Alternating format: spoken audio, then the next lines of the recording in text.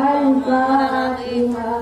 Pembacaan Yasin di hari Jumat ya. Bismillahirrahmanirrahim.